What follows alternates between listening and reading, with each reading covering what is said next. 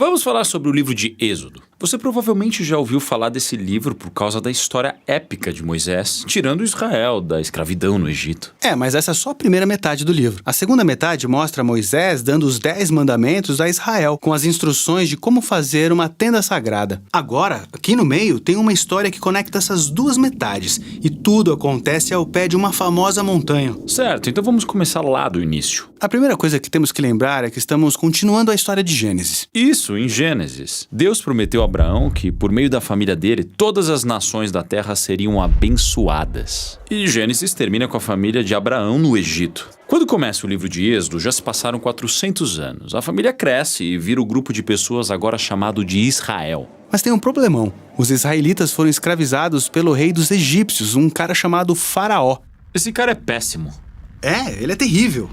Ele desconsidera a humanidade deles e os escraviza brutalmente, e até manda matar os filhos meninos dos israelitas, jogando-os no rio Nilo. Ele quer acabar com esse povo. E ele é o pior personagem na Bíblia até agora. É aqui que encontramos uma mulher israelita que quer salvar seu filho. E então, ela o joga no rio, mas de forma segura, em um cestinho de junco. A filha do faraó encontra esse bebê e o cria como se fosse dela. Esse é o menino que cresce e se torna Moisés, o homem que vai resgatar Israel da escravidão. Então Moisés cresce, e um dia depois de muitos anos, ele tem um encontro muito doido com Deus, em que encontra um arbusto que está em chamas, mas não está se queimando. Deus fala no arbusto e nomeia Moisés como o homem que ele vai usar para libertar Israel. Então Moisés vai até o faraó para dar a notícia de que Deus quer que o seu povo seja livre. E o faraó ri dele com uma atitude tipo, quem é esse Deus Yahweh? Na verdade, ele fica tão ofendido com esse pedido que decide fazer os israelitas trabalharem ainda mais. Então, desanimado, Moisés volta para Deus e diz: escuta, esse plano não vai funcionar. Mas Deus repete a promessa de que ele vai resgatá-los. E na verdade é bem aqui que pela primeira vez na Bíblia ouvimos a palavra redenção. O sentido literal significa simplesmente comprar a liberdade de um escravo. Mas aqui Deus usa essa palavra para descrever o que ele vai fazer pelo povo escravizado de Israel.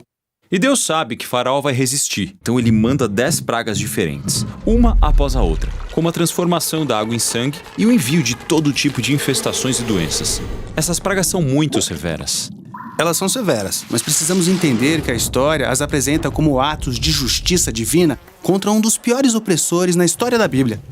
Todas elas têm o objetivo de resgatar essas pessoas escravizadas e derrotar os deuses do Egito. Tudo isso chega a um clímax na 10ª praga, em que Deus vai matar os filhos primogênitos de todo o Egito, em todas as casas. É bem pesado. Mas também é a reação de Deus pelo faraó ter matado todos os filhos dos israelitas. Agora, ao virar a página, de repente temos 2 capítulos compridos com instruções detalhadas, para basicamente servir um jantar festivo com uma receita de cordeiro. Mas esse cordeiro é super importante. Deus manda os israelitas escolherem um e prepararem para comer. E eles devem pegar o sangue dele e usá-lo para pintar o batente da porta de suas casas. E todos que estiverem naquela casa serão poupados dessa última praga.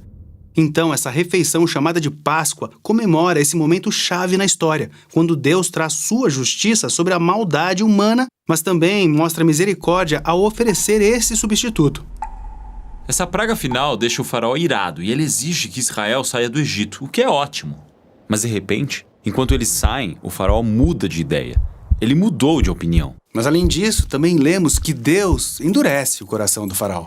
Por que Deus faria isso? Bem, precisamos nos lembrar que várias vezes na história, o faraó já tinha escolhido endurecer seu coração. Então, a essa altura, o faraó não é apenas mau, ele se tornou monstruosamente mau. Até os próprios conselheiros dele acham que ele foi longe demais. Então, como Deus deveria lidar com uma forma tão extrema de mal? O que vemos nessa história é que Deus usa seu poder para atrair o mal para sua própria destruição. O faraó e seu exército são destruídos no Mar Vermelho, enquanto Israel atravessa para a liberdade. Depois disso, encontramos a primeira canção de adoração na Bíblia, quando as pessoas louvam a Deus porque ele as redimiu. E é nessa história que a palavra salvação é usada pela primeira vez, que significa simplesmente ser resgatado do perigo. Agora que eles foram salvos, poderíamos pensar que tudo vai ficar ótimo, mas a história muda rapidamente. os israelitas começam a vagar pelo deserto. Eles estão cansados, com fome, perdidos. E você começa a pensar, o que Deus está fazendo? Para que eles foram salvos? E vemos a resposta a essa pergunta na próxima história, que conecta as duas partes desse livro.